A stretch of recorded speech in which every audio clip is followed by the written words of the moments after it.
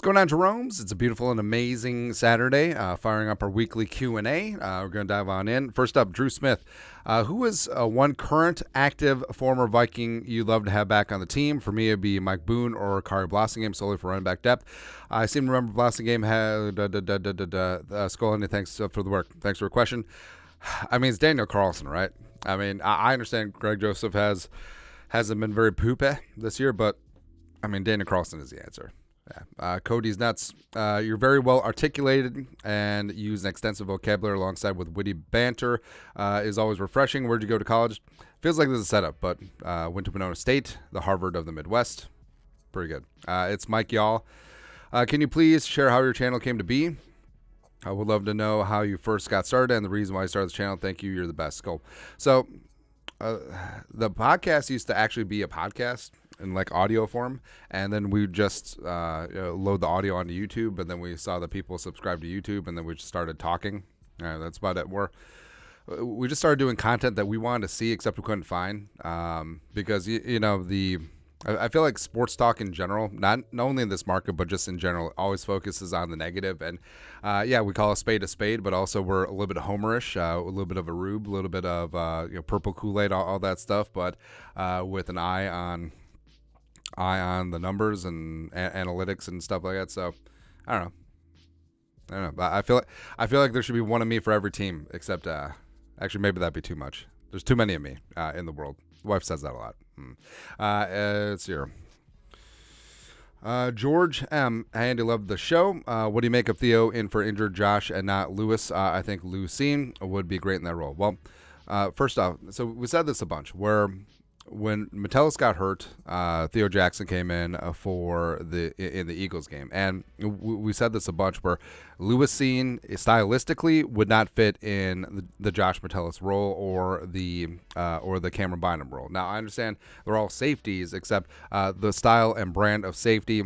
It's not really one for one. Lewis Cine was drafted to replace Harrison Smith, and if he didn't shatter his leg with his bone protruding through his skin last year, I think that he would have replaced Harrison at strong safety, and Harrison would have been let go. I truly believe that. But also, and remember, a year ago, this kid was lying on the ground in a foreign country with his leg completely shattered, and his career might have been over. But they did great work, the medical team and the training staff, both over there and over here. And also, he attacked rehab. Like, I don't think anyone would have blinked an eye if he ended up on the PUP this year. But I think the fact that Beasley and Metellus are playing extremely well. Harrison is still Harrison, and the fact that he slotted in with a second team, because I think that that Kevin O'Connell and company wanted to take it very slow with his rehab, and he wasn't going to leapfrog anyone because everyone else is playing extremely well right now. And again, Theo Jackson stylistically made more sense filling in for Metellus. I think a lot of people made a big deal about it, except it's not really that much of a thing. Like I think that Cine is going to be that strong safety that replaces Harrison next year. Bridgetown Nosa. Sure. This channel is the only channel on YouTube that doesn't throw hate our own team's way. I'm on board all the way, but I would greatly appreciate it if you can do a clear definition of what a Jerome is and what is National Media Jerome Haircuts.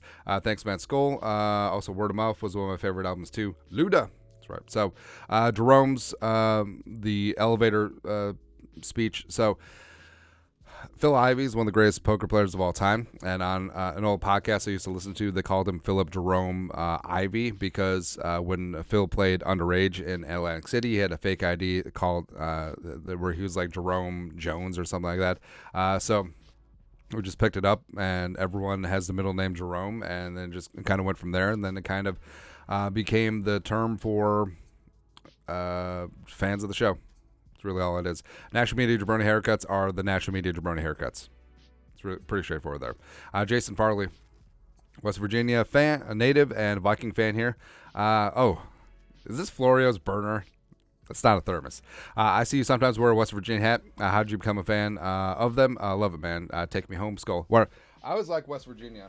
I'm trying to find the hat. You got way too many hats, bro.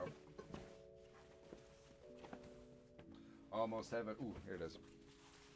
All right, so West Virginia fan, because I did some online school there, and also I always love West Virginia because like Pat White and Steve Slayton was fantastic. Uh, who was the, oh no. But also, I always appreciated West Virginia. Randy Moss from West Virginia. Nick Saban is from West Virginia. And I don't know, just I always love country roads take me home. And I grew up in a very rural part of Minnesota, which is also very hilly. Southeastern Minnesota, the driftless area where, whatever, like the glacier didn't come through. So West Virginia, when we visited a couple times, it always reminded me of home. A little bit more hilly, obviously, in West Virginia and the Appalachians, but I like the people. I love the togetherness. I love the ingenuity. I love the sort of us against the world mentality. So, yeah, I always love West Virginia. Got big time respect for the Mountaineers. Let's go. Brandon Stone. Thoughts on the last second Rams field goal to not win the game against the Niners but cover the spread? Personally, it doesn't bother me because A, don't have money, blah, blah, blah, da, da, da. I thought it was funny so the Niners ended up winning by 7. The Rams are down by 10. They kicked the field goal to make it 7. Niners were favored by 7, sometimes 7.5 in some spots. But I don't know. Like, at the end of the day, it doesn't really make a difference. I mean, maybe McVay was thinking about point differential, which is a thing now, sure. But I don't know. I think it was more hilarious. I think it was more of an FU to the gamblers, but it's hilarious. It's hilarious, man. That guy, Kenny, favorite football movie? Also sending love to Nick Chubb. I hate to see injuries like that. Yeah, absolutely, Nick Chubb. It's a rough one. That is rough. Like basically every ligament and structural damage, and his age, it's tough. It's tough, man. Favorite football movie? Varsity Blues is always fantastic. It's a very quotable movie. I Don't Want Your Life, as well as Any Given Sunday is fantastic. Here's the thing. Is Any Given Sunday a great movie? No. But Jamie Foxx is fantastic in it, and Al Pacino went all in on that role, man. And you'll find that where if you have like a whatever movie, but you have great actors just completely go shove all their chips in, all in to that role. Al Pacino did that. Life is a game of inches. It's great. It's a great movie, man. Also, The Replacements is good. The Longest Yard is good. Like, Adam Sandler always gets a lot of hate, but The Longest Yard might have been his last good movie. That one's good. What else is good? I mean, The Program is good. I feel like there's a lot of really good football movies, but also there's a lot of really bad football movies. There you go. David Hill. I'd love to see a recap every week how you personally did in Jelly Bean Wagers. Don't need no numbers, just curious. I mean, we could, but I don't feel like it. Also, I do a lot of things that are a little bit complicated. So I do like a lot of teasers. Don't really do a lot of parlays, but also all right, so let you know a secret here. Again, for entertainment purposes only, the betting markets greatly overvalue, and they're very reactionary when it comes to over-unders after the first quarter. Say that the over-under for a game is 54, just for ease of math. So, all we need is 8 touchdowns. We know that's 56. Anyways, over-under is 56. Again, really good at math. That's a West Virginia education for you. But so over under 56, but after the first quarter, say it's 3-3, right? And people will freak out and they'll just try and hammer the in-game under, even though, I mean, the first quarter is notoriously low scoring. It's usually, teams feeling each other out. They're both at 100%, as well as it's usually more of a game, field position game at that point. So I like taking advantage of that. I do like betting the adjusted over under then at that point. So it's just small things like that where I do have a lot of quirks. Like I love I love field goal favorites at home, and then using that as a 2-team teaser to make them field goal dogs at home. Seems to work out pretty well in the NFL. I don't know. But yeah, maybe we'll do like a hot picks show, but then you get put on blast. Like Cowherd is like 0-9-1. It is blazing 5 the first 2 weeks. It's hilarious, man. Zach Gren 83. The boys will be headed down to Minnesota all the way from Regina, Saskatchewan. When this video drops, first time in the city for an NFL game. Give us some places to check out, things to do, suggestions, etc. Well, If you got the scratch, Manny's Steakhouse is fantastic. It lives up to the hype, and it's one of my favorite places in the world. Other than that, brewery tour. If you like and vibing, Surly is must stop. Bauhaus, Indeed, is really fantastic as well. Fair State, I think, is one of the more underrated local breweries. There's tons of them, bajillions of them, man. Oh, also, Dangerous Man, it's closed. Baldman Brewing is really good if you want to get towards Egan. I guess doing a drive by the facility, TCO Performance Center Bar and Grill, or if you hear, do they do tours still? They might. Seeing the Spoon at the art gallery, even though I always tell people to do that from out of town, except I've never been there myself, and I've freaking lived here for 30 plus years. Minnehaha Falls is always good. Also, Nicolay Mall. I mean, if you're staying downtown, Nicolay Mall is pretty close to the stadium, a couple blocks, and it's not a mall. it's just a street that's got tons of stuff to do. The Local is one of my favorite establishments. The Brits Pub. Brits Pub Sunday morning. Check out the greatest football team in all the world. With hope in your heart. They usually show the big time soccer games, a lot of rugby matches as well. Brits Pub is fantastic. So there you go. Next up, Denny Dush. Why do some teams' players stop trying to get deals once the season starts?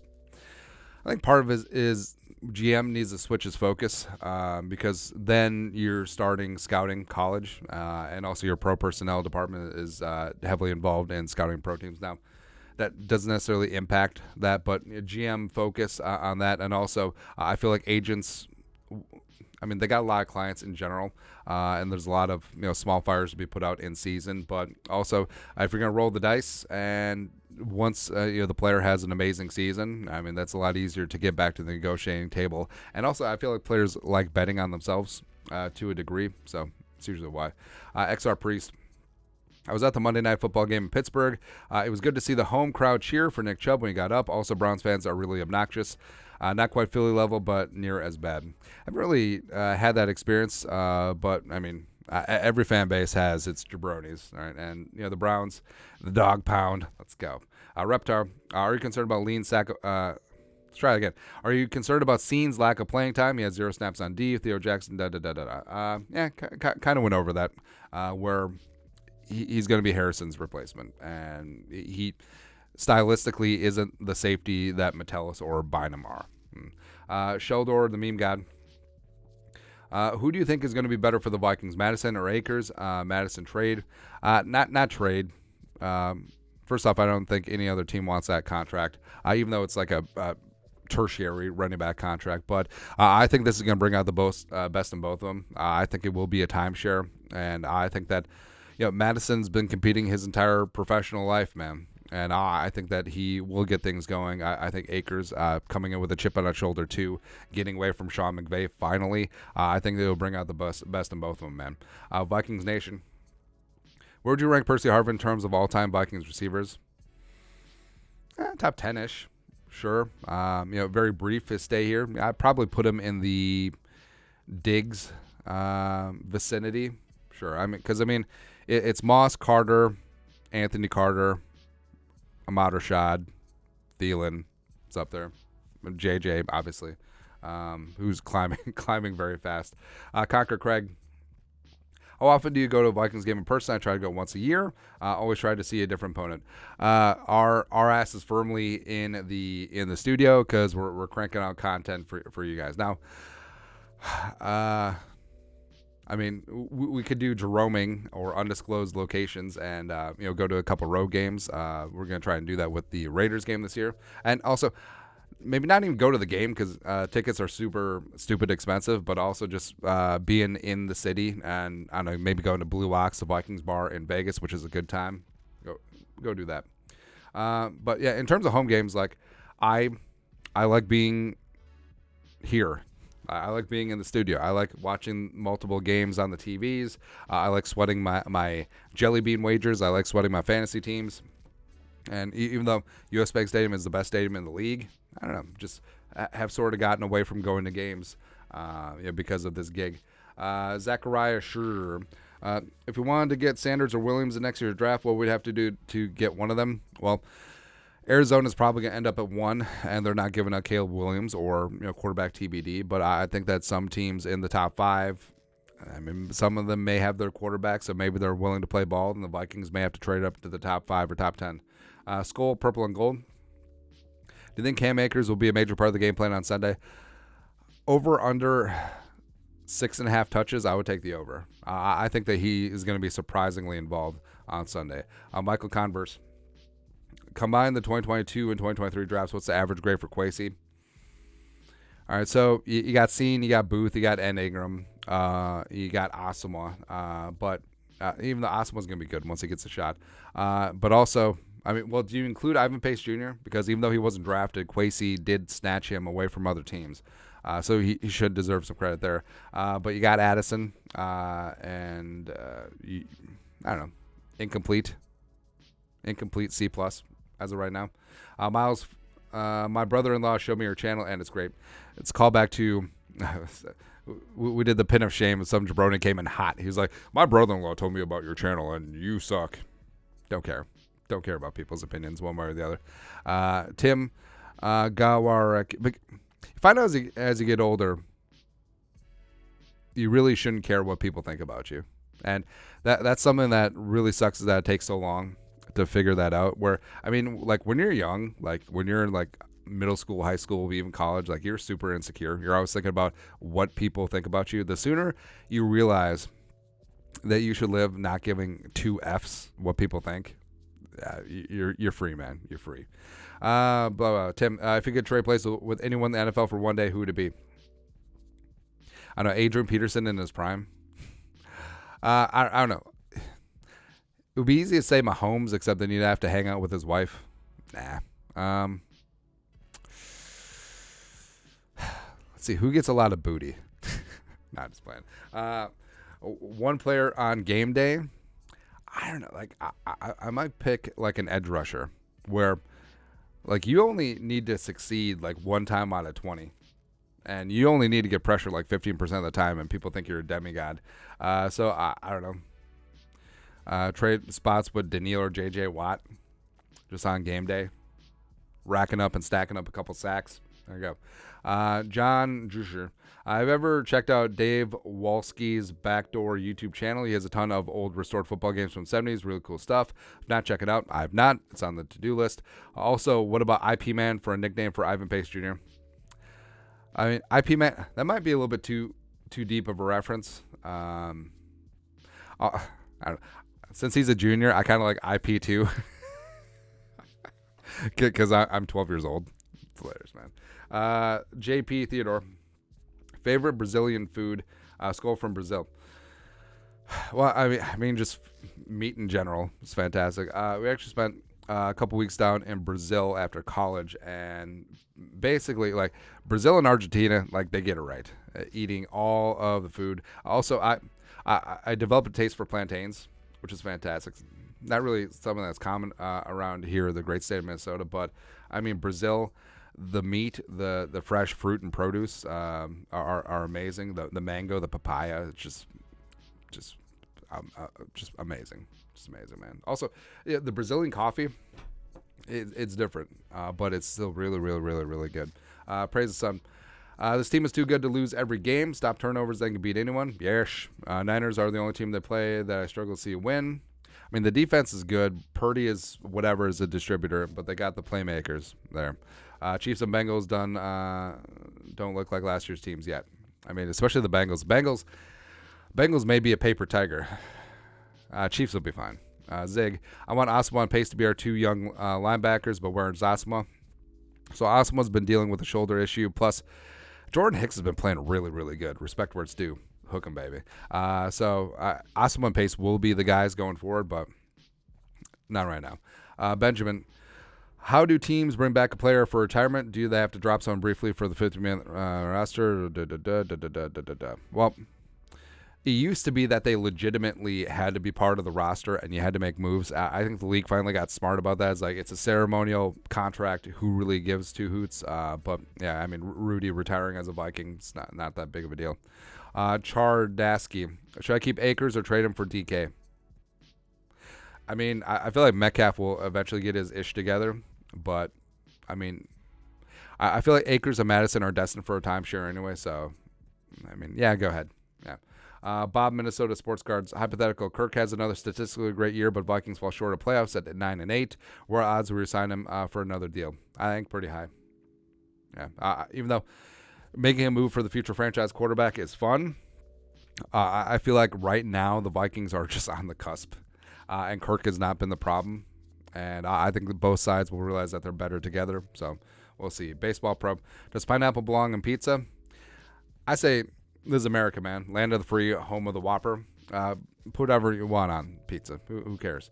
Are you worried about the and also if you don't like pineapple on pizza, don't eat it. Are you worried about the Vikings quarterback situation? Do you think JJ wants to be a Viking? All very important questions.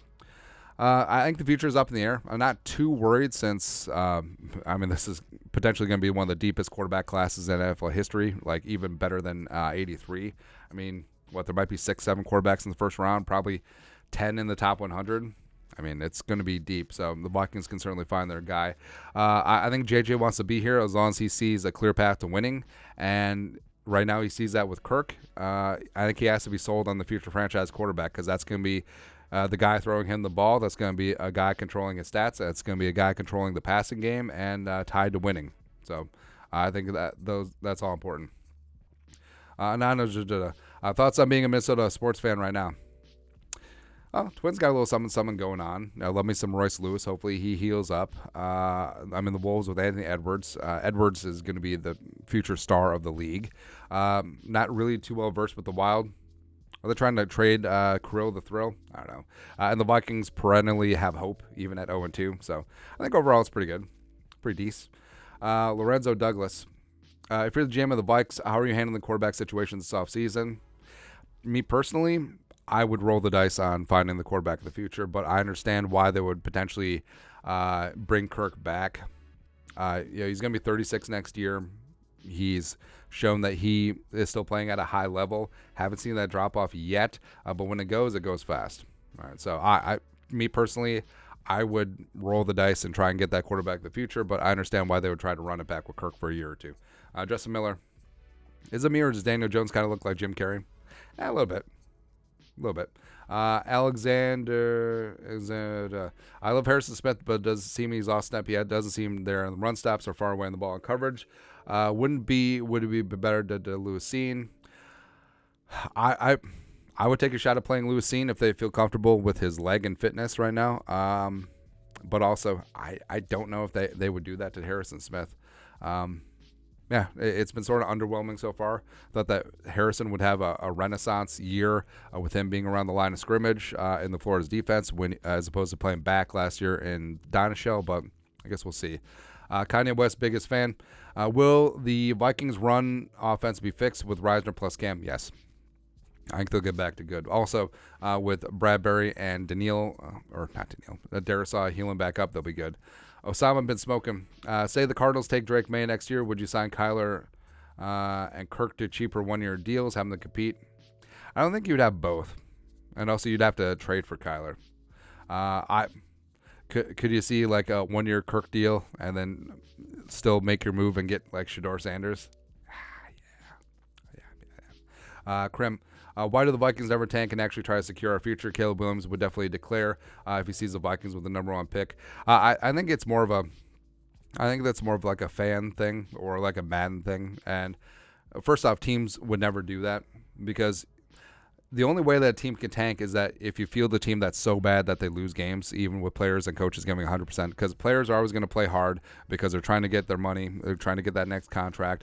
Coaches will always coach hard because they want to get that next job. And it would have to be like the movie Major League, just field the team so bad that they lose. And even that's not even the case. And also, again, I think it's a foolish notion to think that just because you have the number one pick that player is going to pan out. I mean, could Caleb Williams bust? Yes. It's a non-zero chance. Will I think that he'll be good? Yes. Also. But, I mean, how many times have players at the top of the draft not worked out? I mean, do you remember the draft a couple years ago when it was Jameis Winston 1, Marcus Mariota 2? They're supposed to be the future franchise guys. Jameis is a backup, and so is Mariota. I mean, sometimes a B like that. And also, if having the top picks is going to be indicative about future success, how come the Lions are always bad? How come the Jets are always bad? How come the Browns are always bad? How come the Bengals were always bad for a stretch? I mean, just because you get up to the top, just because you get that guy is not 100%, right? So tanking is not the be-all, end-all answer, even though a lot of people think that it is. It's just misguided. I mean, how are the Patriots, when they had Tom Brady, drafting on the back of the first round and always seemingly trading out and always getting it done? Or how about the Ravens, always in the back of the pack or trading out of the first round, and they're constantly replenished with talent? And it's not like that they had Tom Brady. I mean, Lamar is good. Flacco was okay for a while, but it's not like they had the GOAT at quarterback. So the Ravens are the model. They are, even though EDC's sort of been effing up lately. Zaragoza. Wild Bumblebee. I've been watching One Bite Pizza Guy reviews. Andy, best pizza in Twin Cities. Me, Heartside Pizza on Rice Street. I haven't had Heartside. No, we actually don't get out for a lot of pizza because, I mean, Daddy makes a pretty damn good pizza, man. So we usually do pizza at home. We do pizza Fridays, and not to toot my own horn, but pretty damn good. But in terms of pizza places, I mean, Black Sheep is always my favorite. And I mistakenly said wood-fired. And obviously, they're coal. They got grandfathered in. That's right, man. The mushroom pizza, holy hell. It's fantastic. So what else here? Actually took notes. Rectangle pizza is really good. That Detroit style, it's not Chicago deep dish, which is just a above ground swimming pool with marinara sauce, but the Detroit style pizza is really, really damn good, man. Like, it's a little thick. You got that crust on the outside, and it's good. So rectangle pizza is good. Punch pizza, in terms of like local chains, aren't really good. We just got one near us, so that's fantastic. So yeah, check that out. And Punch pizza is wood fire. So Zaragoza. If and when I meet you in Vegas for Vikings Raiders, do you charge for picks like celebrities do? I mean, I should. No. Picks are all good. Also, so we get approached a lot in public. The lack of buying beers for me in places that sell beer. I mean, come on, people, step up your game. Cody Pierce, who's your favorite stand-up comedian and comedy show? I mean, stand-up comedian is probably Chappelle. Joey Coco Diaz is hilarious too. Hedberg, obviously, Pride of St. Paul is fantastic. Who else? I mean, Rogan's good. Theo Vaughn is hilarious. Yeah, Theo Vaughn's fantastic. So your comedy show? I don't know. Like, we've been watching like a lot of 1 hour dramas lately, so I guess we have. I guess, does Ted Lasso count as a comedy show? I mean, it should. Yeah. Pat Daddies. Should we have just paid Zadaris? Nah, he didn't want to be here. Justin Miller. Have you heard anything about King Kenny recently? No updates. Just that they expect him back week 5 when he's eligible to return against KC. So we'll see. Rick, favorite Viking player and why? Randy Moss, because he's the first guy that I scouted collegiately coming out of Marshall. Rogue Rage. Should Kirk bring back the stash? Yes. Yeah, it's Samson and Delilah with the hair there, man. Nicosaurus. Who do you think has the best name in football, past or present? Mine is Randall McDaniel or TJ Hashimazud. So actually, I actually took some notes again. Busta Rhymes, former Vikings legendary receiver and returner. Nico Thorpe. I always thought it had a great name. Just Nico Thorpe just sounds good. He was a whatever player, but Takeo Spikes is a good one. Also, we don't make enough about how amazing and hilarious the name Dick Butkus is. I mean, come on, man. Like, maybe we just got numb to it, but Dick Butkus is a hilarious name. Mercury Morris, even though he's super annoying whenever there's an undefeated team. Also, Ben Jarvis Green Ellis, the law firm. It's just always good, man. Cap Thoudy. Why can't the Vikings get over the hump? Are we really cursed? Nah, not cursed. We'll be fine. Duke of Awesomeness, Cam Akers or Madison, who are you starting this Sunday? I'm staying away from both of them in fantasy if you got options. TG, how about Colorado Prime? You be relevant again. It's fantastic. I think Dion is the best thing that's happened to college football in recent memory. And Colorado being relevant is good. Like when Colorado was winning national titles under Coach Mack, I think that was really good. Just having a really good program in the Mountain Time Zone. Big. What is Marcus Sherrills up to? Probably living in Rochester, buying turkey at Hy-Vee. There you go. So that's a callback. So one time I did see Marcus Sherrills because we were both in line at the Hy-Vee Deli. He got turkey. I got roast beef. There you go. Pyro Hectic. Davenport, what a waste. Should have signed the best offensive linemen that were available instead. It's fair. Jermaine Williams. What's the deal with Andrew Booth Jr. and Lewis Cine? Booth. I don't know. Cine. We've said our piece on him. DJ. Worst non-Viking sports take you've ever heard. That LeBron is better than Jordan. And it's always young kids. Like, people who are old enough to have seen both Jordan and LeBron. No, I mean, LeBron is a bad dude. LeBron, respect, is one of the greatest of all time, but he's one of the greatest. He is not the greatest. He's one of the greatest, not the greatest. I mean, Jordan needed Pippen to win some titles, but, I mean, Jordan is still going to be the absolute best, where game is on the line. He's taking over in the fourth quarter. He's going to score all the Bulls points, and he was just an absolute alpha. He's just an absolute. When you needed a stop defensively, if you needed points offensively, he was going to be your guy, and that's what it comes down to. Like, LeBron can impact the game in a lot more ways than Jordan, sure, but Jordan. I mean, the fact that Jordan went from a high-flying dunker, and then he developed his game, developed his three-point shot, and then developed into one of the best post guards in NBA history after he got older and slowed down a little bit. It's unmatched. It's unrivaled. And also 6-0 in the finals. Also, every single final series never made it to a Game 7. Never made it to a Game 7. So there you go. But that's it. That's Q&A. There you go. Skull production value.